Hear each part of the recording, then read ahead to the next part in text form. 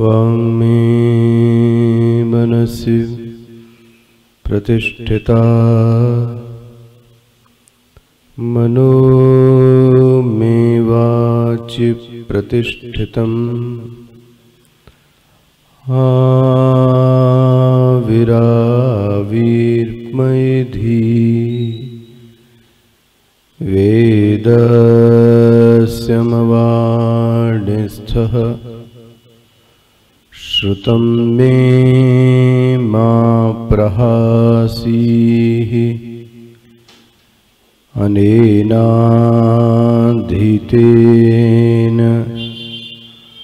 अहोरात्रान् सन्दधामि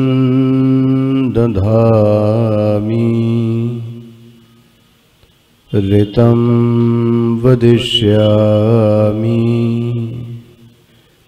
सत्यं वदिष्यामि तन्मामवतु तद्वक्तारमवतु अवतु माम् अवतु वक्तारम् अवतु वक्तारम्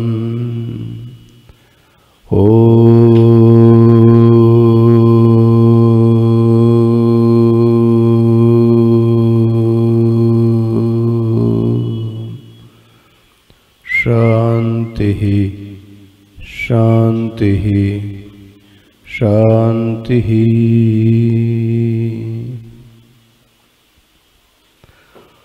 सदाशिवसमारम्भां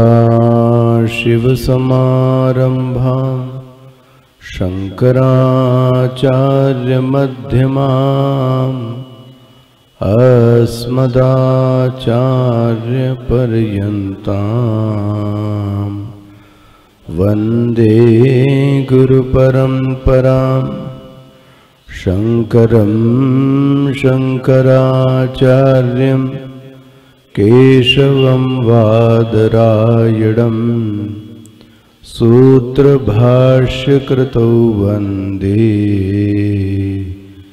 भगवन्तौ पुनः पुनः भगवन्तौ पुनः पुनः भगवन्तौ पुनः पुनः।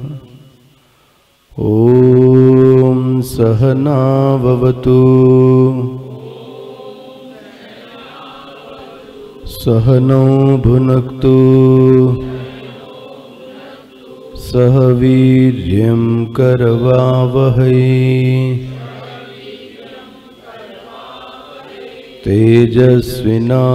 तेजस्विनावधीतमस्तु मा विद्विषावहै।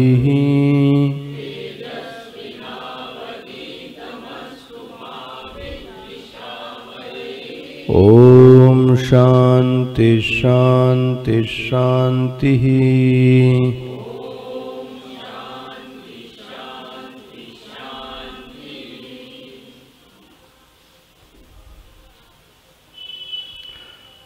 अन्यत् श्रेयोऽन्यदुतैव प्रेयः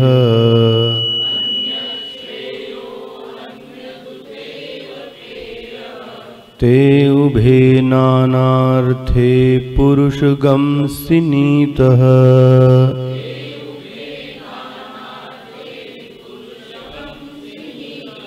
तयोः श्रेयवाददानस्य साधुर्भवति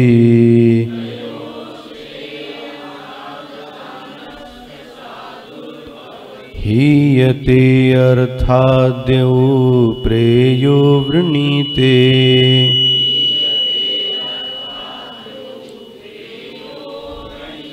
श्रेयश्च प्रेयश्च मनुष्यमेत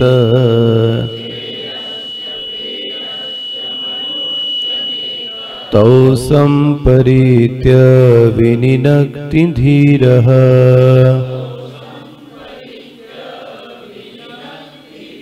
श्रेयो हि धीरोऽभिप्रेयसो वृणीते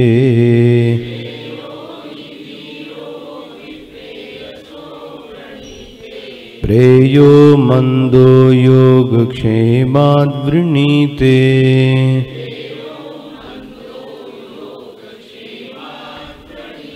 सत्वं प्रियान् प्रियरूपांश्च कामान्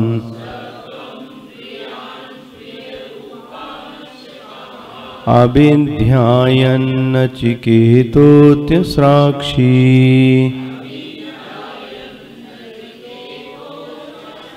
नैतां शृङ्कां वित्तमयीमवाप्तो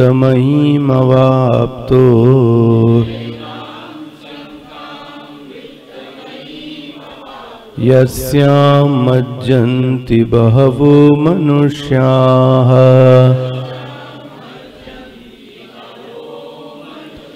दूरमेते विपरीते विशोची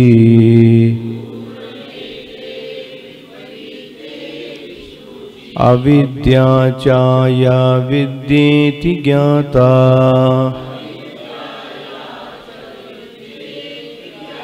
विद्याभीप्सिनं नचिकेतसं मन्ये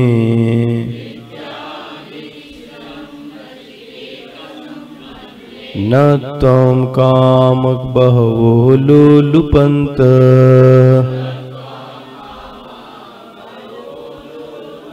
अविद्यायामन्तरे वर्तमानाः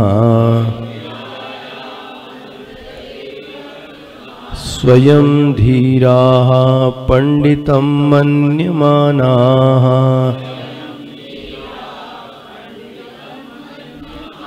दन्द्रम्यमाणा पर्यन्ति मूढाः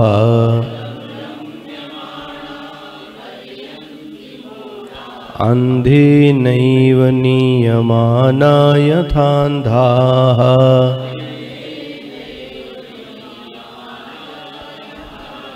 न साम्पराय प्रतिभाति बालम्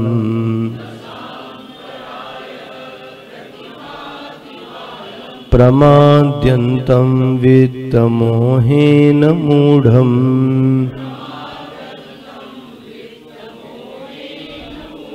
अयं लोको नास्ति पर इति मानी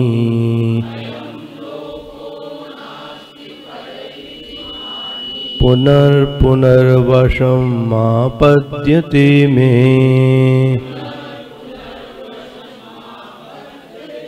न साम्पराय प्रतिभाति बालम्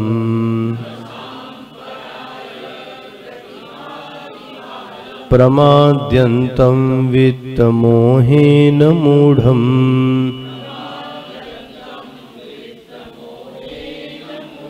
अयं लोको नास्ति पर इति मानी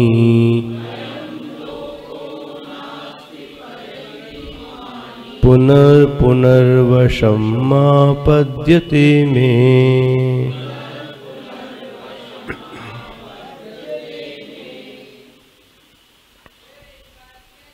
छठे श्लोक का भाष्य देखिएगा, दोहराइएगा। अतः एव मूढ़त्वात् न साम्परायः प्रतिभाति संपरेय इति संपरायः परलोकोस्ति प्राप्ति प्रयोजनः साधन विशेषः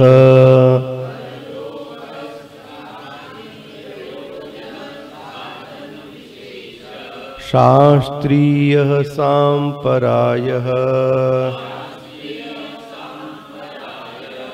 न स च बालम् अविवेकिनम् प्रतिभाति न प्रकाशते न उपतिष्ठत इति एतत् प्रमाद्यन्तं प्रमादं कुर्वन्तं पुत्र पश्वादि प्रयोजनेषु आसक्तमनसं तथा वित्तमोहेन वित्तनिमित्तेन अविवेकेन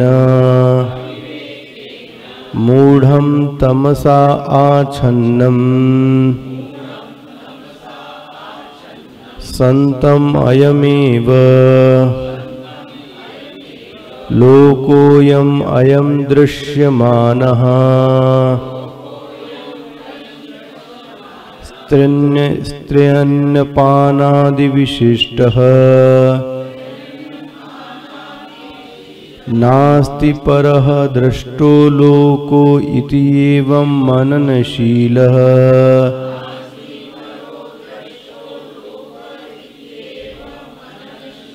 मानी पुनः पुनर्जनित्वा वशं मद आधीनयताम् आपद्यते मे मृत्योः मम जनन मरण आदि लक्षण दुख प्रबंधारूढ़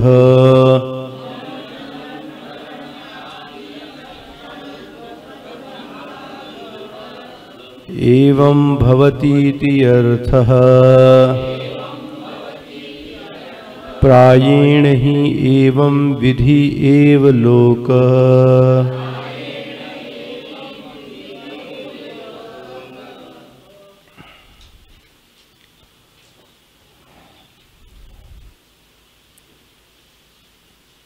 सो पिछले सत्र में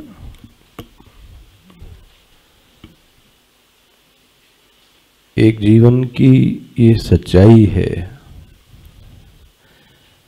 कि साधक जब भी अध्यात्म के पथ को या श्रेय मार्ग को वर्ण करता है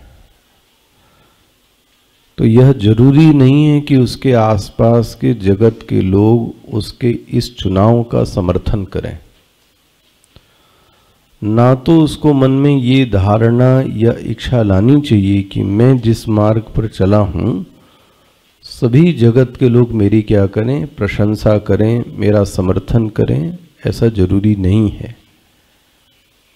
उल्टी एक बात श्रुति ये कहती है कि लोगों को उसके समर्थन का विरोध करना चाहिए। लोग उसकी निंदा करेंगे, लोग उसके इस निर्णय से सहमत नहीं होंगे। श्रुति कहती है कि यदि ये सहमत नहीं है तो ये साधक के वर्ण की परीक्षा है। उस साधक में कितना धैर्य भरा है, उस साधक के चित्त में कितनी गहराई है, उस साधक के चित्त में वह प्रेय मार्ग के प्रति कितनी निष्ठा भरी है, ये तभी पता हो सकता है जब लोग उससे असहमत हों। मतलब असहमत होना चाहिए, निंदा के स्वर फूटने चाहिए, लोग उसका विरोध करना चाहिए, तब जाके साधक के निष्ठा की पहचान होती है। श्रुति कहती है यह होना स्वाभाविक है और ऐसा ही होता आया है। अच्छा, उसके बाद श्रुति ने दूसरी बात ये कही, ऐसे व्यक्ति को यदि समर्थन लेना ही है चित्त की शांति के लिए तो या तो शास्त्र से समर्थन ले या तो महापुरुषों से समर्थन ले।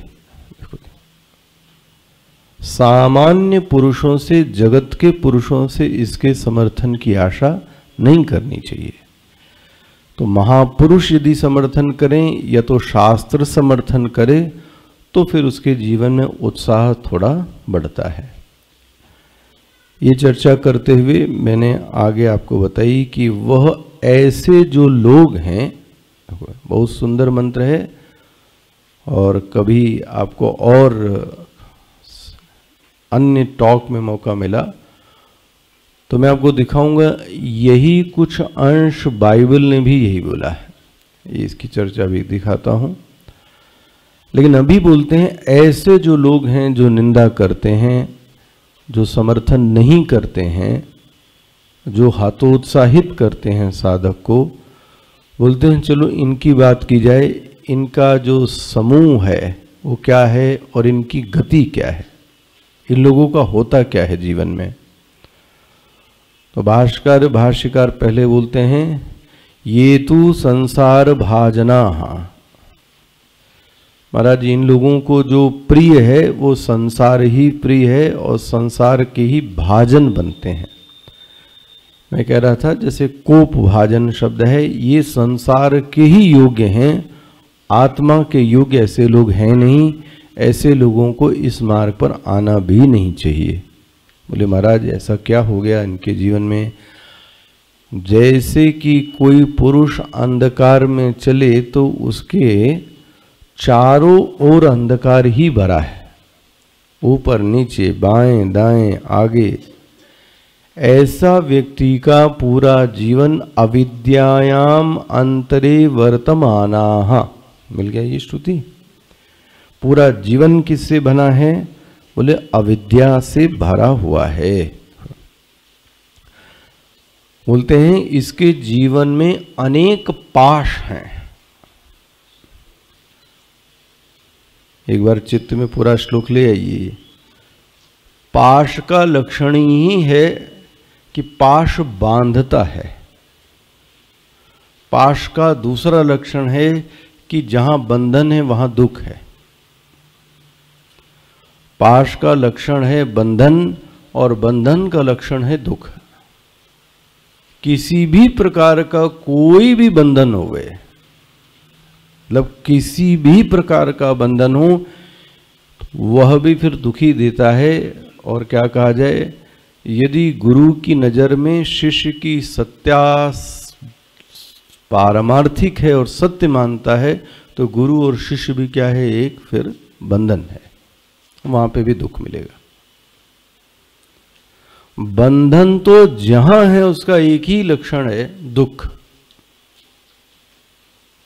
इसलिए तुलसीदास जी तो स्पष्ट ही बोलते हैं, पराधीन सपने, अधीनता में तो सुख है नहीं। लेकिन वह गुरु ऐसा ही है कि उसको कहता है ना ना ना, तुम शिष्य नहीं हो, तत्त्वमसि, तत्त्वमसि, ये जो तत्व है वो तुम हो। शिष्य उसका उत्तर देता है, अहम ब्रह्मास्मि, मैं ब्रह्म हूं। ऐसा शिष्य होवे और ऐसा गुरु होवे तो फिर बात बन जावे।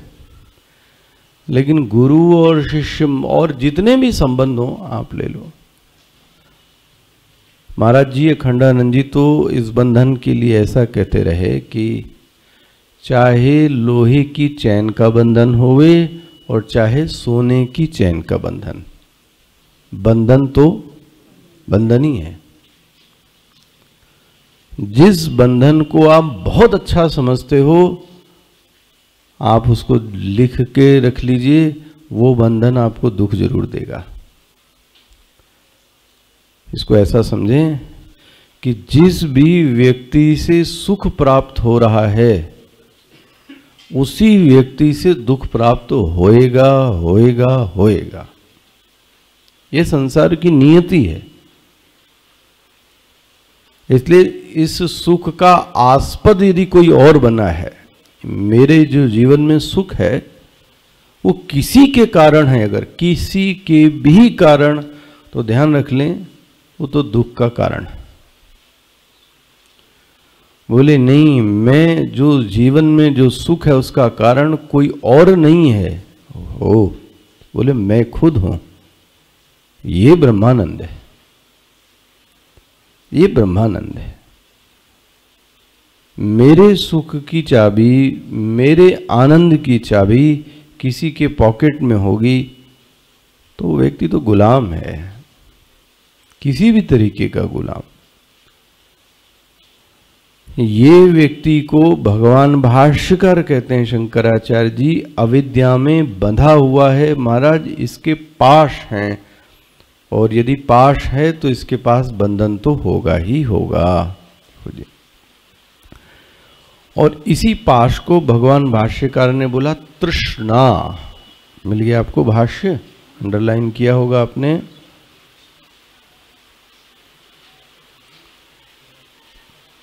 वेष्टिमानाः पुत्र पशु, दो चीजें गिना दी, यही है तृष्णा के कारण। तृष्णा का लक्षण मैंने आपसे पिछले सत्संग में कहा था, कितना भी भरने के बावजूद यदि चित्त न भरे, मतलब जो चीज अपने अभाव को ही दिखाती हो वो तृष्णा है। एक पानी घड़े के छेद में कितना भी पानी डाला जाए वो कभी भर नहीं सकता। ऐसा नहीं कि भरना नहीं चाहिए, भर भी लो भाई। एक इच्छा ऐसी थी, आप उस इच्छा की पूर्ति कर लो, शास्त्र ऐसा भी कहता है। जरूरी नहीं है कि कामना को डरा जाए, कामना की पूर्ति भी करनी चाहिए। और आपने पूर्ति कर भी ली तो कामना की पूर्ति के बावजूद तत्काल तो अच्छा महसूस हुआ, लेकिन फिर से उस अभाव को दिखाती है। तो समझ लो यदि ये बार बार चित्त में अभाव पैदा होता है तो फिर तो आपको उस चीज की क्या लग गई है, तृष्णा। ये बीमारी का लक्षण। तृष्णा बीमारी का लक्षण ये है कि पूरा होने के बावजूद फिर से उसकी आवश्यकता महसूस होती है। जैसे भगवान भाष्यकार ने बुलाया धन की तृष्णा, तो स्पष्ट दिखाई देता है कि व्यक्ति यदि ये लक्ष्य भी बना ले कि मुझे 2 करोड़ चाहिए, अच्छा, तो आप ईमानदारी से देखो कि वह प्राप्त हो जाने के बाद चित्त शांत है। अब फिर से उठता है कि थोड़ा और बढ़ना चाहिए, थोड़ा और बढ़ना चाहिए। तो फिर अभी तो बोल रहे थे 2 करोड़ में सब हो जाएगा, अभी बोल रहे थे कि घर में पौत्र हो जाए तो सब समस्या समाप्त हो जावे, तो फिर कोई समस्या आ गई। इसको बोलते हैं तृष्णा, एक खत्म होने का नाम नहीं लेती। अच्छा भाई, किससे किससे तृष्णा है? 2 विषय गिनाए हैं। देखो क्या गिनाया है, पुत्र और पशु। पशु मतलब धन। एक तो पुत्र मतलब वो आप स्वजन, तो आपस में इतना मोह से बंधा हुआ है व्यक्ति, इस बंधन को, इस रिश्ते को स्वीकार किया था प्रसन्नता के लिए, रिश्ता बनाया था प्रसन्नता के लिए, और उस प्रसन्नता के नाम पर ऐसा बंधन में बंधा हुआ है ये व्यक्ति, अब स्वयं उस मार्ग पर जा नहीं सकता। देखो ऐसा बंधन ने इसको बांध लिया, बन गया। एक शब्द मैंने आपसे बोला था, यह जो सब चीजें कर रहा है अविद्या पूर्वक कर रहा है। अविद्या पूर्वक का मतलब हुआ कि इन सब चीजों के पहले ही उसके जीवन में अविद्या विराजमान है। ये जो तृष्णा का नाटक हो रहा है, ये पुत्र पशु आदि की जो इच्छा बनी हुई है, इसके मूल में जो है, ध्यान रखें,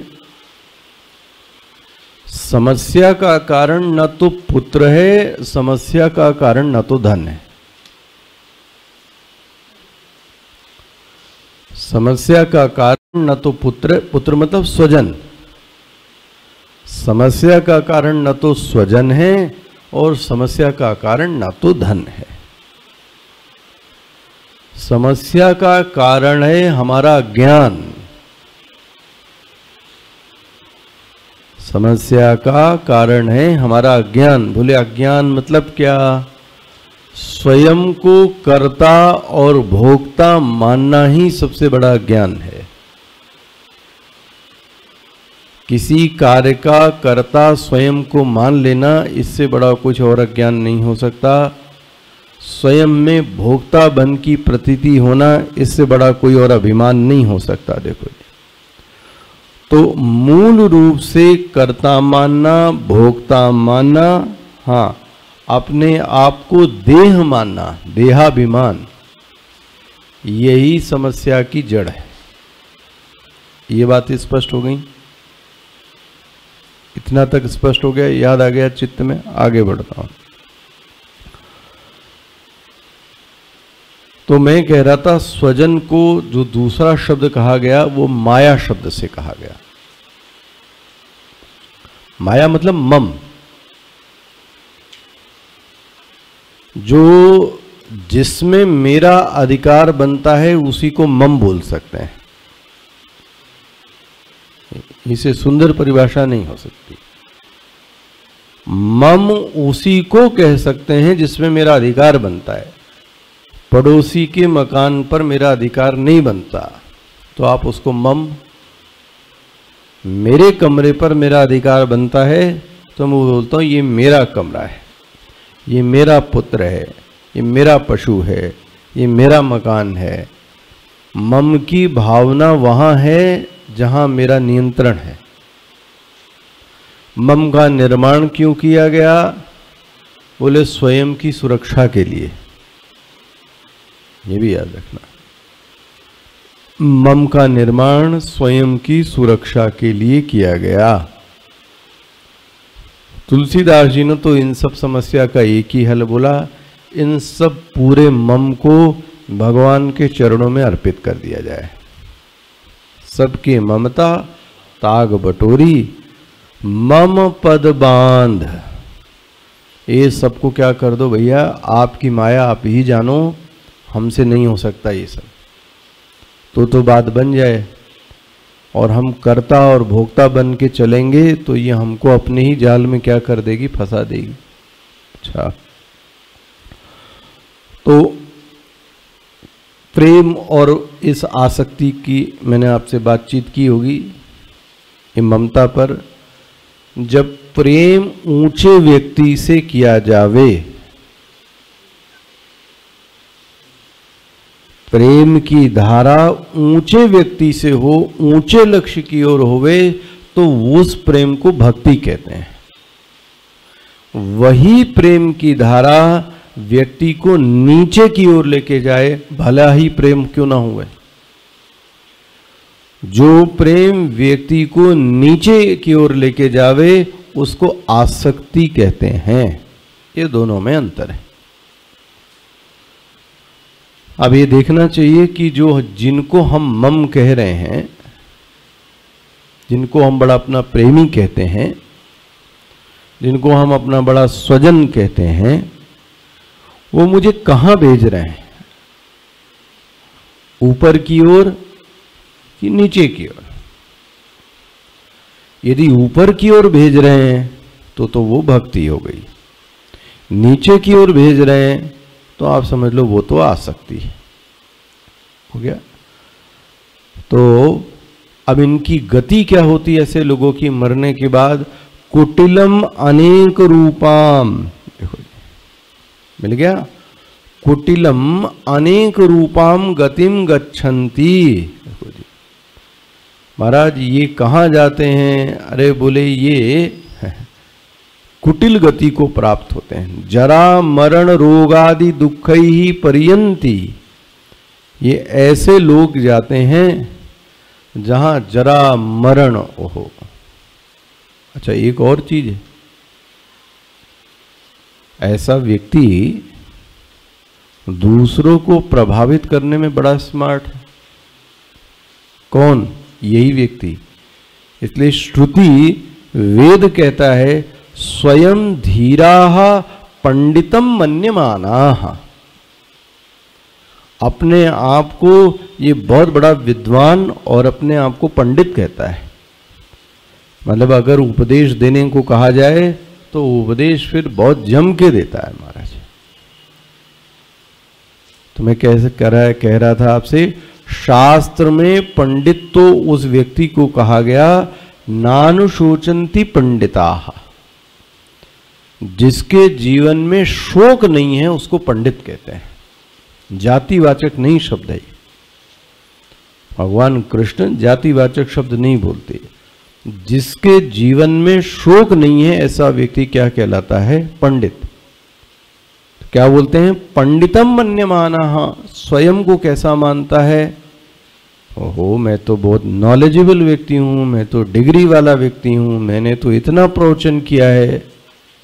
भगवान भाष्यकार कहते हैं कुछ भी कर ले, इसको जीवन में जो अंतिम गति है वो दुख ही प्राप्त होती है।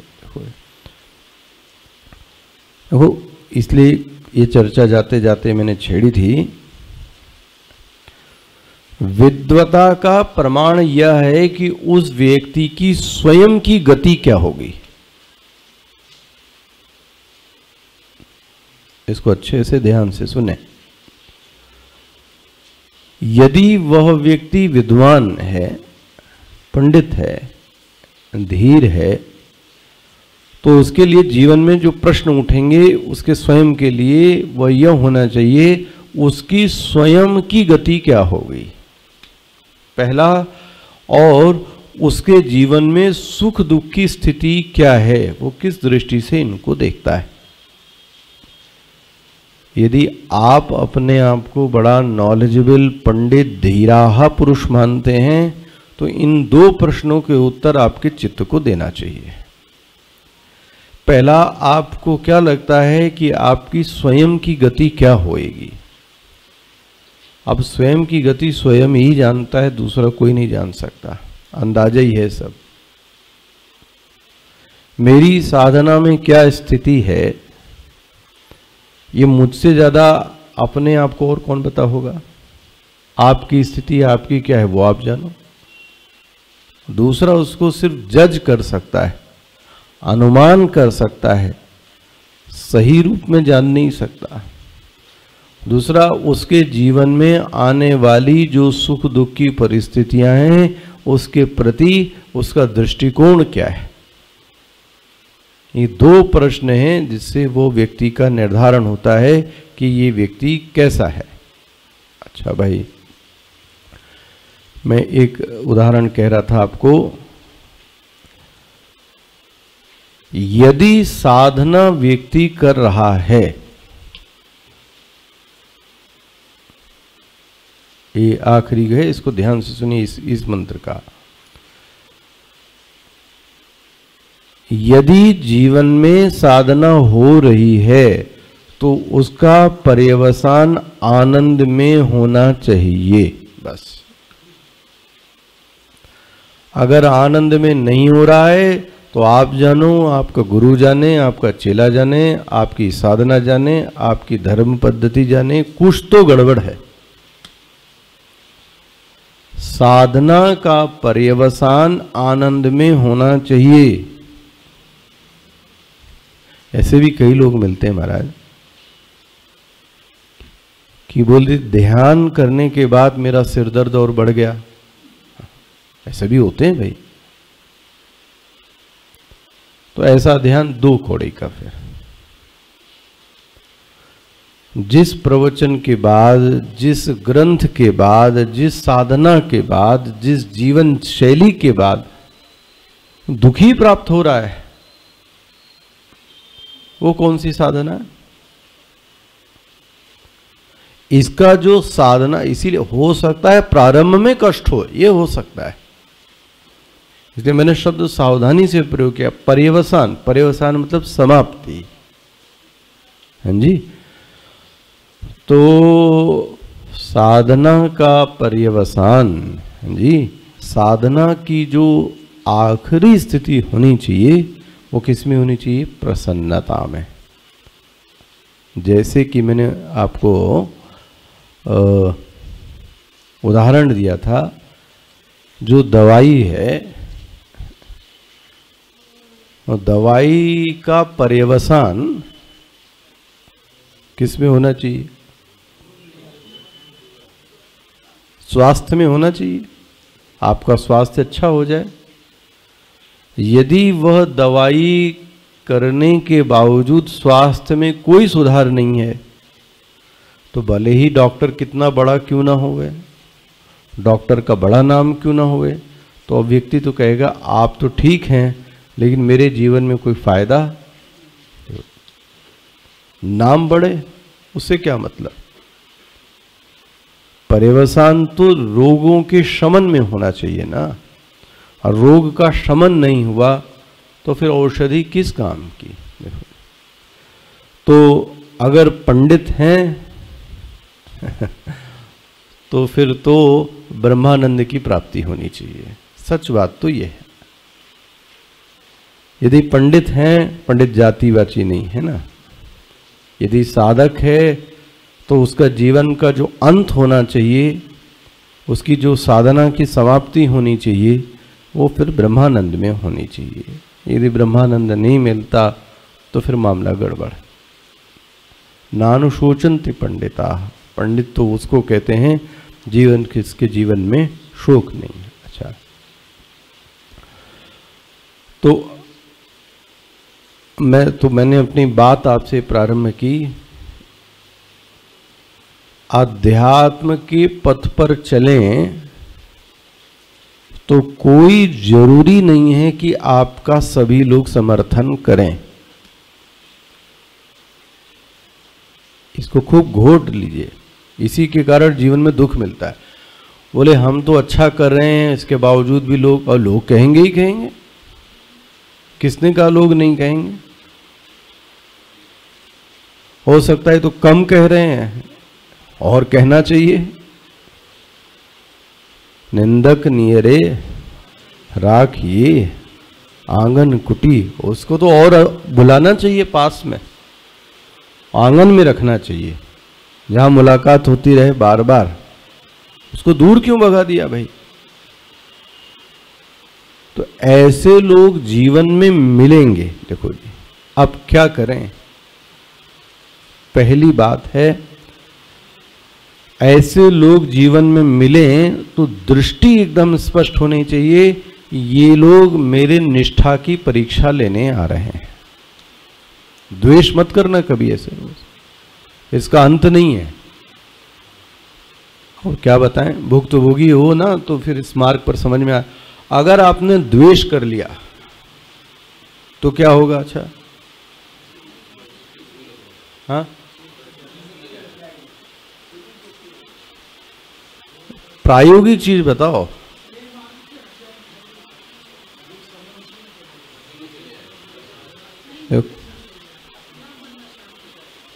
देखो, जिससे सबका होगा कोई ना कोई, जिससे आपका द्वेष है या जिससे आपको भय लगता होवे, या और बोल दें जिससे आप बड़ा प्रेम करते होवे, चलो उल्टा ले लो, होगा। ये प्रायोगिक साधना की बात कह रहा हूं मैं, सैद्धांतिक कोरी बात नहीं कह रहा। जब आसन पे बैठोगे आप ध्यान और जप करने तो चित्त वहीं चला गया। एक तो बड़ी मुश्किल से आसन पर बैठने को मिला, बड़ी मुश्किल से दिनचर्या ऐसी बनाई कि कुछ समय वो गया, और अब गया तो आसन पे बैठा तो माला उठाई और ध्यान करने के लिए जैसे ही आंखें बंद की, ओहो हो दुनिया चालू। तो पहला ध्यान आता है कि ये मेरा जो विरोधी है, ये जो मेरा द्वेषी व्यक्ति है, एक मेरे लिए क्या योजना बना रहा होगा, इसको कैसे पटकनी दी जाए, इसका क्या किया जाए। ले, अब आधा क्या कहें, पूरा का जो पूरा समय था वो कहाँ चला गया। तो जो 10, 15, 20 आधे घंटे 1 घंटे मिला भी, ले नमः पार्वती पते, चला गया वो तो। अच्छा, ये एक दिन नहीं होता। अच्छा, ये द्वेषी के साथ ही नहीं है ये प्रेमी के साथ में भी है महाराज। इसीलिए कुत्ता बिलाव साधु को मना किया जाता है कि इन सबसे दूर रहें। साधु मतलब सभी साधकों को दूर रहें। इन कुत्ता बिलाव से दूर रहना ही बड़ी अच्छी चीज है। एक जड़ भरत थे महाराज, सुना हमने, वो तो उसका बच्चा पैदा हो रहा था तो मर गई वो हिरनी, उस बच्चे पे आ गई दया, और दया ले आई तो वो आश्रम पे ले आए। अब आश्रम पे ले आई तो क्या गति हुई आप देखो, पहले गेट के बाहर था, फिर गेट के अंदर आ गया, फिर खाना खाने लगे, फिर सोने लगे। अंत में स्थिति यह आ गई कि जो जब तब भी करते थे तो गोद में हिरन रहता था। अब आप कुत्ता बिल्ली और ये सब पालोगे तो फिर ध्यान कहाँ जाएगा आप सोचो, फिर बुरा लगता है। और कुत्ता बिल्ली पालेंगे मन उसमें जाएगा, तो गीता क्या कहती, जिसके बारे में चिंतन चलता है अंतिम गति वही होती है। अंते या सा वृत्ति, अंते या सा मति, सा गति। जैसी मति है, हाँ, अंते सा, अंते या मति है, जिसकी जैसी मति है उसकी वैसी गति होती है। ले, इसलिए कहा गया है ये भी एक साधना है, दया करते हुए भी, प्रेम करते हुए भी उनसे दूरी क्या करी जाए, बना के रखी जाए। इतनी दूरी हो कि मेरे ध्यान के, मेरे जप की स्थिति में वो मेरे चिंतन में ना आवे, ये होना चाहिए। मेरे जप की स्थिति में, मेरे ध्यान की स्थिति में वो लोग कोई नहीं आने चाहिए, जगत के लोग। और अगर जगत के लोग प्रवेश कर रहे हैं तो फिर हमारा जो व्यवहार है फिर वो ठीक नहीं है, गड़बड़। अब देखो हो तो नहीं पाता, हम लोगों के साथ ही नहीं पाया, कोई ना कोई समस्या आ गई तो फिर ध्यान में फिर उस समस्या का हल ही दिखता है। तो समझ में आता है कि कुछ न कुछ व्यवहार क्या हुआ है, गड़बड़ हुआ है, इसके कारण ये गति मिली है। तो अब उस चीज से समझ जाओ भाई, स्पष्ट हो गया। अत्यर्थम कुटिलाम अनेक रूपाम अब गतिम गच्छन्ति जरा मरण मोक्षादि पर्यंती परिगच्छन्ति मूढ़ाः। भगवान भाष्यकार कहते हैं ये मूढ़ लोग हैं। तो मैं कह रहा था, तो जब ऐसा वर्ण हो जावे तो साधक को ये याद रखना चाहिए कि चिंता नहीं करनी चाहिए। ये जो लोग मेरी निंदा कर रहे हैं, जो लोग मुझसे द्वेष कर रहे हैं, जो लोग मेरे वर्ण का, हाँ जी, समर्थन नहीं करते हैं, इसका मतलब ये है कि ये मेरी निष्ठा की क्या ले रहे हैं, परीक्षा ले रहे हैं। बस समर्थन का यदि कोई क्षेत्र है भी तो या तो ग्रंथ है या तो सद्गुरु होवे जीवन में, तो सद्गुरु आपको बचा लेता है, या तो ग्रंथ बचा ले, या कोई संत महापुरुष होवे जिनसे आपका प्रेम होवे वो आपको बचा सकते हैं, वरना समाज तो छोड़ेगा नहीं, वो तो आपकी परीक्षा लेता ही रहेगा। अच्छा, इसलिए विषयांतर न हो जावे। हमारे गुरुजी इसलिए कहते थे सबकी प्रशंसा लेना नहीं चाहिए।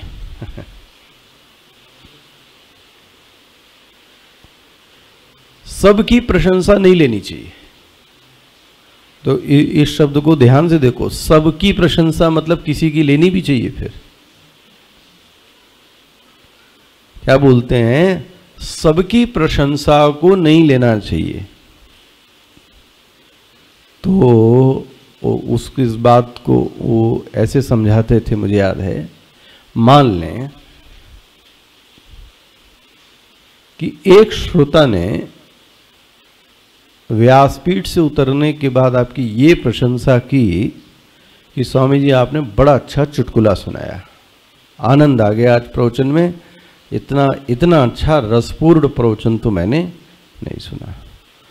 तो अच्छा ये कहकर वो चला गया। अब वक्ता महाराज के मन में क्या हुआ, हाँ,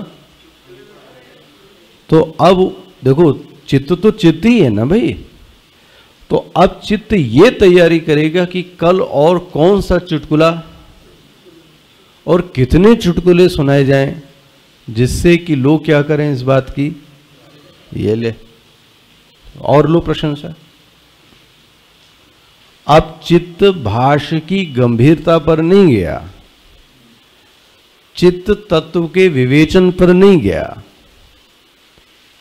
चित्त वो आत्मा की सूक्ष्मता पर नहीं गया, चित्त इस बात पर गया कि अब मैं चुटकुला और अच्छे से कैसे सुनाऊं। इसलिए जो आप स्वामी जी के पढ़ाए हुए 2-4 देखते होंगे वो कभी चुटकुला और उटकुला से बड़े दूर रहते हैं। इसीलिए उल्टा है,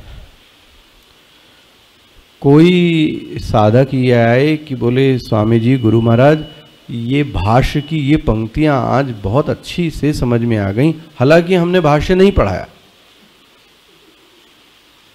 तो प्रसन्न होना चाहिए कि देखो ये साधक इतना गंभीर है कि ये प्रवचन में बैठकर इन पंक्तियों को भाष्य से क्या कर रहा था, मिला रहा था।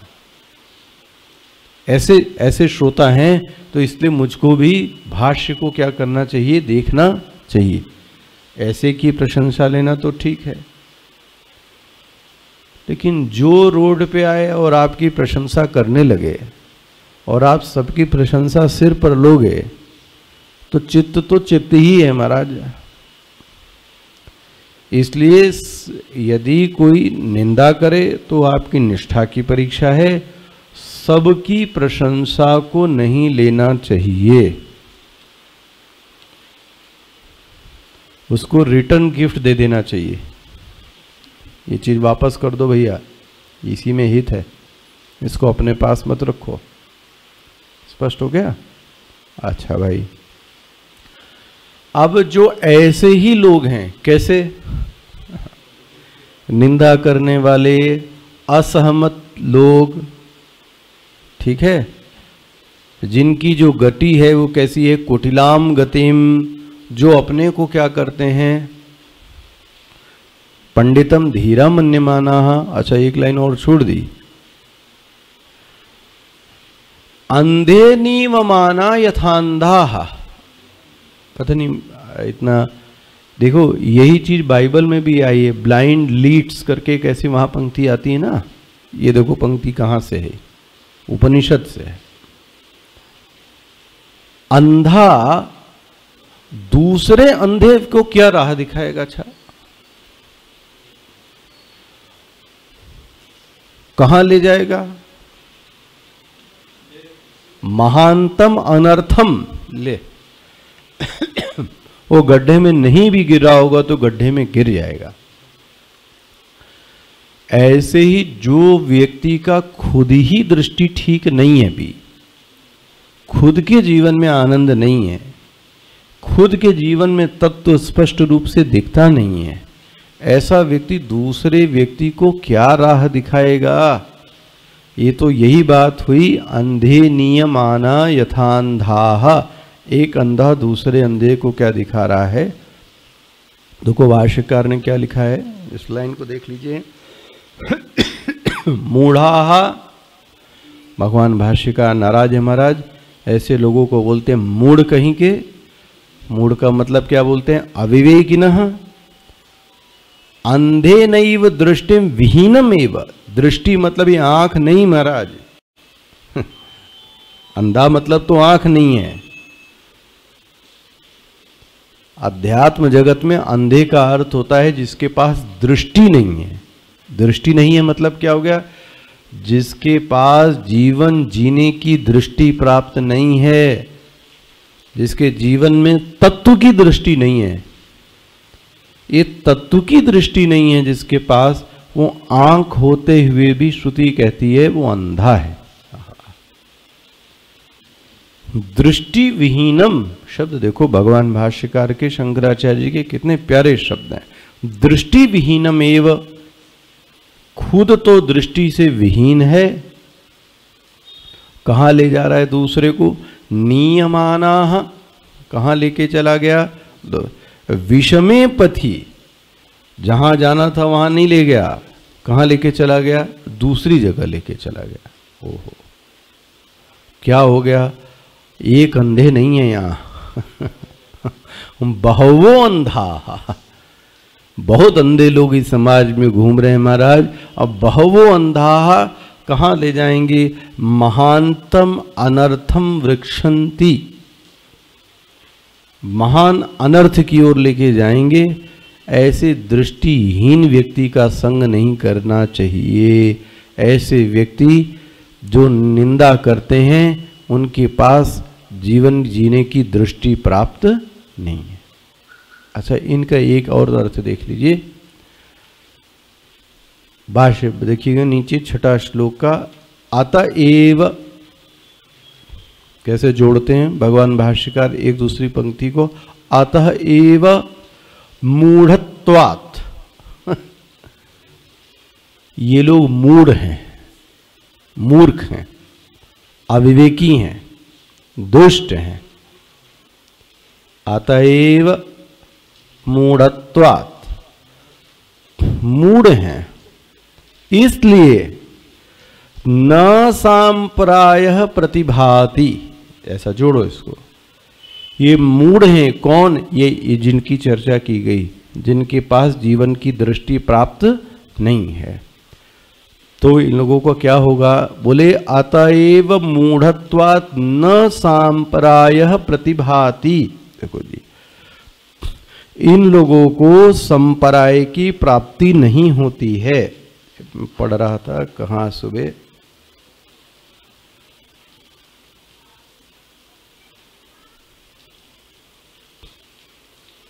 टिप्पणी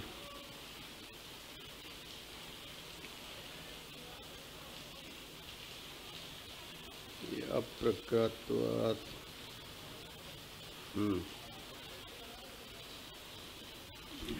सांप्राय शब्द का मतलब क्या होगा? है? क्या? नहीं नहीं, परलोक नहीं भाई, ये तो आधार। सांप्राय का अर्थ भगवान भाष्यकार संपरेयः इति संपरायः। ये आप ट्रांसलेशन पढ़ के बोल रहे हैं तभी ये बोल रही। संपरायः इति संपर, मिल गया आपको भाष्य में? संपरेयः इति संपरायः। देखो जी, हाँ ये मिल गया, इधर था। देखो इसको पढ़ो जरा, छठी टिप्पणी पढ़ना ध्यान से। मिल गया? सम्यक पराक काले देहपात आदि ऊर्ध्वम एवं एते गम्यते इति अर्थः। देखो ये संप्राय का अर्थ है। मिल गया सबको? पेज नंबर यदि यही है 45, तो 45 के नीचे भाष्य के नीचे देखिएगा। मिला सबको कि नहीं मिला? किसी को मिल गया? सबको अंडरलाइन कीजिएगा। ये संप्राय मतलब क्या है? देह के मरने, देखो देह पातादि ऊर्ध्वम, देह के मरने के बाद जब देह छूट गई तो वह किसी न किसी विशेष लोक को क्या होगी? प्राप्त होगी। मिल गया? सम्यक पराक काले देह पातादि ऊर्ध्वम, इसलिए संप्राय का अर्थ क्या है? देखो, परम की प्राप्ति के विशेष साधन को संप्राय कहते हैं। परम की प्राप्ति के साधन विशेष को, तो ये मुख्य लक्षण क्या हुआ? साधन विशेष। संप्राय का अर्थ क्या हुआ? साधन विशेष। ऐसे व्यक्ति को संप्राय की प्राप्ति नहीं होती। संप्राय की प्राप्ति मतलब इसको जो लोक, विशेष लोक की प्राप्ति होनी चाहिए, उस लोक की प्राप्ति इस व्यक्ति को नहीं। न संप्राय, क्यों? फिर से भाष्य देखना। अतएव मूढ़त्वात्, क्यों मूढ़ है भाई? अच्छा, मूढ़ क्यों है? दृष्टि विहीनम, जिसके पास जीवन की जीने की दृष्टि नहीं है, मूढ़ है, तत्व की दृष्टि ही नहीं प्राप्त है, तो ऐसे व्यक्ति को आप क्या कहोगे? मूढ़। मूढ़त्वात्, ऐसा व्यक्ति मूढ़ होने के कारण, देखो जोड़ना सीखना इस भाष्य को, मूढ़ होने के कारण, मूढ़त्वात् मिल गया, पंचमी विभक्ति है, मूढ़त्वात्, मूढ़ होने के कारण न संपरायः प्रतिभाति, इस व्यक्ति को संपराय की प्राप्ति नहीं होती। मिल गया, बोले संपराय, संपरेय इति संपरायः परलोक अस्ति प्राप्ति प्रयोजनः साधन विशेषः। ये अंडरलाइन कर लीजिए क्या है। संपराय शब्द की परिभाषा भगवान भाष्यकार ने खुद दी, संपरेय इति संपराय, क्या देते हैं, परलोक तत्प्राप्ति ही। मिल गया, भाष्य मिल रहा है सबको? पूजा जैन नहीं मिला, भाष्य देखो भाई कहाँ है। परलोक तत्प्राप्ति ही प्रयोजन साधन विशेषः, किसी विशेष लोक की क्या की जाए, प्राप्ति की जाए। कब? मरने के बाद, है ना, मरने के बाद तत्प्राप्ति प्रयोजन साधन विशेषः, ये अंडरलाइन कीजिएगा, यही मीन है, साधन विशेष। इसको शास्त्रीय, और वो साधन कैसा होना चाहिए, शास्त्रीय होना चाहिए। अभी नहीं कि कुछ तो भी आप मनगढ़ंत हरकतें करने लगे, ना ना, शास्त्रीय होना चाहिए, शास्त्र के द्वारा प्रमाणित होना चाहिए। ऐसे साधन विशेष को क्या बोलते हैं, संपराय। ऐसे व्यक्ति को संपराय की प्राप्ति नहीं होती। उपनिषद क्या कह रहा है, न संपराय प्रतिभाति, इनको तो साधन विशेष की भी प्राप्ति। बोले महाराज ऐसा क्या किया इन्होंने? बोलते हैं ये बालक हैं। वाह, तो श्रुति क्या प्यार से बोलती है, ये बालक है। बोले महाराज 70 साल का हो गया है ये बूढ़ा, आप इसको बालक बोल रहे हो, 80 साल का हो गया है। तो ये लोग तो ऐसे ही लोग हैं ना भाई। बोलते हैं ये 70 साल का होते हुए भी बालक है भी आप लोग। बोले बालक तो नहीं है। बोलते बालक नहीं है इसका मतलब ये हुआ शरीर से बालक नहीं है, इसकी बुद्धि, इसका विवेक का विकास नहीं हुआ है। वाह, उसको श्रुति बालक कहती है। 80 साल की, 70 साल की, 60 साल की, 90 साल की उम्र होते हुए भी यदि विवेक का विकास नहीं हुआ है, आहा, ऐसे व्यक्ति को श्रुति क्या बोलती है, बालक। बोले ये बालक क्या करते हैं? बोले ये 70 साल का जो बालक है, ये 80 साल का जो बालक है, इसका एक लक्षण बता रहे हैं। क्या लक्षण हुआ? प्रमाद्यंतम, प्रमाद्यंतम, ये प्रमादी है। आहा, प्रमाद, प्रमाद मतलब देखो, हाँ, इसको अंतर देखना चाहिए।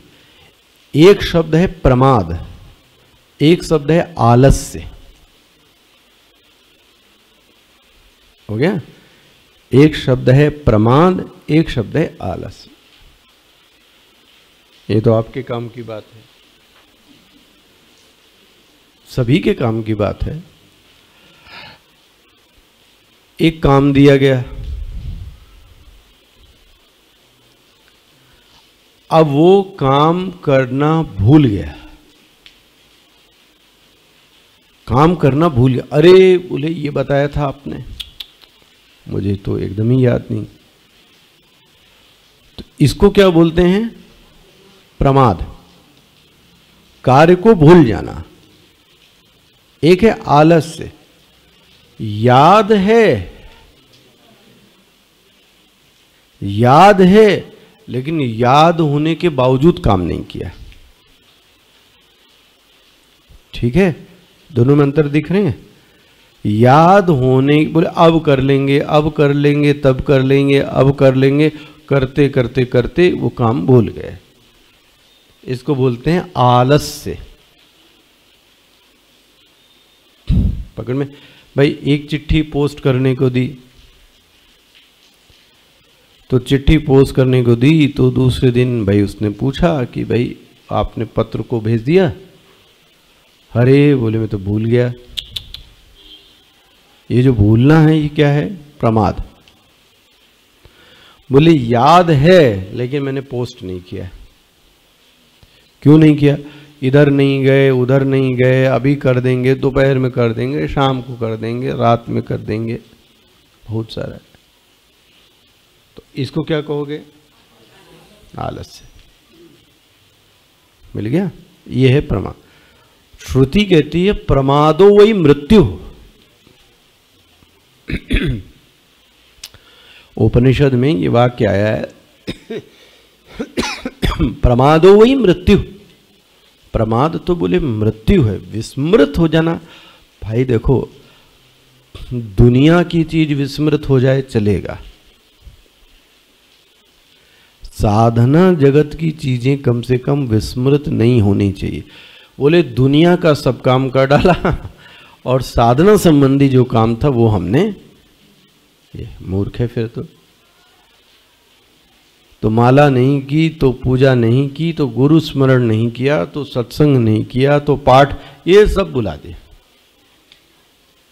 और दुनिया से सबसे मिल लिए।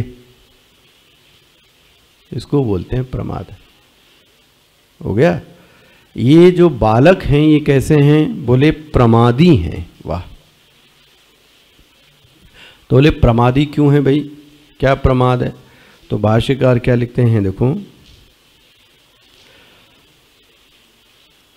अब जो प्रमाद का विषय है वो क्या है? किसके कारण भूला ये है? कहा गया कि ध्यान करना, ध्यान करना, श्रावण चल रहा है, थोड़ा विशेष कर लेना, थोड़ा पूजा पाठ कर लेना, थोड़ा जप कर लेना, थोड़ा गुरु स्मरण कर लेना, थोड़ा गुरु से मिल लेना, ये सब कहा गया। ये भूल गया। भाष्यकार कहते हैं इसके प्रमाद का कारण क्या है? देखो बहुत सुंदर। प्रमाद्यंतम प्रमादम कुर्वंतम पुत्र पशु आदि प्रयोजनेषु। वाह! ये देखो, दो लोगों के कारण ये चीजों को भूल जाता है। कौन सा है? पुत्र। पुत्र मतलब स्वजनम। फिर से देखो आ गए, इनके कारण ही ये काम को क्या हो गया? इसको बोलते हैं, इसका जो चित्त है, देखो प्रमाद मतलब हुआ चित्त का आसक्त हो जाना। देखो आप परिभाषा ले लें, आसक्त मन को प्रमाद कहते हैं। बनता है, आसक्त मन को प्रमादी चित्त कहते हैं, प्रमाद कहते हैं। बोले महाराज ये किस में आसक्त हो गया? पुत्र पशु आदि प्रयोजनेषु आसक्त। मिल गया? आसक्तम मनसम,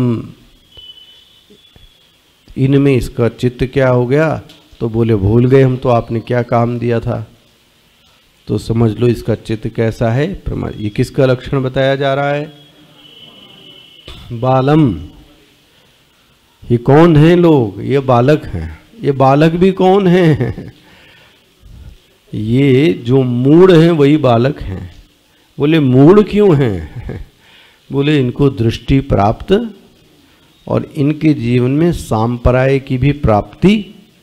तो प्रमादी व्यक्ति को मरने के बाद में भी किसी अच्छे लोक की प्राप्ति, क्योंकि कुछ किया ही नहीं।